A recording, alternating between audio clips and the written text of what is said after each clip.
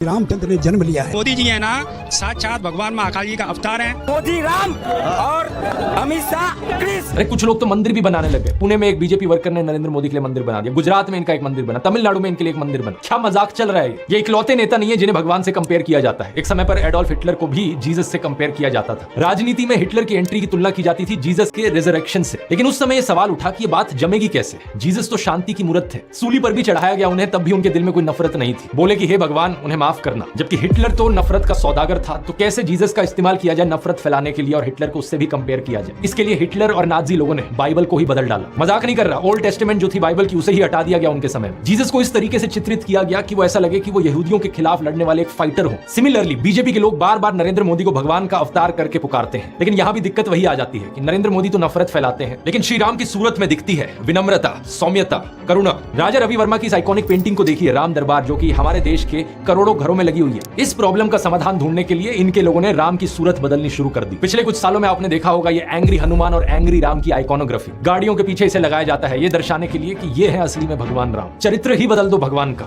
रामायण में मुसलमानों का कोई जिक्र नहीं है, लेकिन इन लोगों ने रामायण को भी तोड़ मरोड़ दिया अपने नफरतखोर एजेंडा के लिए। 2016 में एक बीजेपी एमपी ने कहा कि मुसलमान तो रावण के डिसेंडेंट्स हैं। व्हाट्सएप माफिया वालों ने हमारे हिंदू स्क्रिप्चर्स में एक झूठा कोट इंसर्ट कर दिया, धर्म हिंसा तथैव च। जो चीज किसी वेद पुराण में नहीं थी, किसी रामायण महाभारत में नहीं थी, इन्होंने जबरदस्ती अपना नफरतखोर एजेंडा बीच में घुसा दिया उससे। धर्म हिंसा तथा उच्च। आपको जान करके आनंद होगा कि ये किसी भी ग्रंथ में कहीं पर भी नहीं लिखा हुआ है, और इससे आपके रोंगटे भी खड़े हो जाने चाहिए कि ये कौन सी सेंट्रलाइज्ड कॉन्स्पिरेसी यूनिट है जो इतनी बड़ी बड़ी साजिशें करती है कि जो बात धर्म ग्रंथ में लिखी भी नहीं हुई है उसको संस्कृत में लिख करके उसको चारों तरफ व्हाट्सएप से और दूसरे जरियों से फैला देती है। सच तो यह है दोस्तों कि ये लोग हमारे हिंदू धर्म को ही तोड़ने मरोड़ने लग गए अपने नफरतखोर एजेंडा को फैलाने के लिए। लेकिन अब बहुत से हिंदुओं को इनका एजेंडा समझ में आ गया है। इस तरीके का हमारे धर्म के साथ खिलवाड़ करना लोगों को अच्छा नहीं लग रहा है, इसलिए ये कार्ड भी अब फेल होता जा रहा है। तो इन बीजेपी वालों ने क्या सोचा कि अवतार से एक लेवल नीचे इन्हें सर्वगुण संपन्न शक्तिमान दिखाया जाए।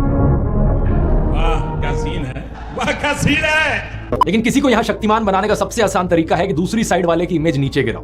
इसलिए इनके आईटी सेल ने राहुल गांधी को पप्पू बना दिया। व्हाट्सएप पर इनकी आधी अधूरी क्लिप्स तोड़ मरोड़ के दिखाई जाने लगी कि जैसे राहुल गांधी में तो कोई समझ ही नहीं है, वो तो बिल्कुल बेवकूफ इंसान है। लेकिन सच्चाई यह है कि पिछले 10 साल में पीएम मोदी ने एक भी प्रेस कॉन्फ्रेंस नहीं करी, कोई अनस्क्रिप्टेड इंटरव्यू नहीं किया, जबकि राहुल गांधी ने दिल्ली यूनिवर्सिटी से लेकर हार्वर्ड यूनिवर्सिटी तक लेक्चर दिए हैं। लोगों से ढेर सारी हर साल 2 साल अनस्क्रिप्टेड इंटरैक्शंस की हैं। ये बात सही है कि उनकी कुछ फनी क्लिप्स जरूर है जहां उनके मुंह से कुछ उलट पुलट निकल गया। This morning, I got up at night.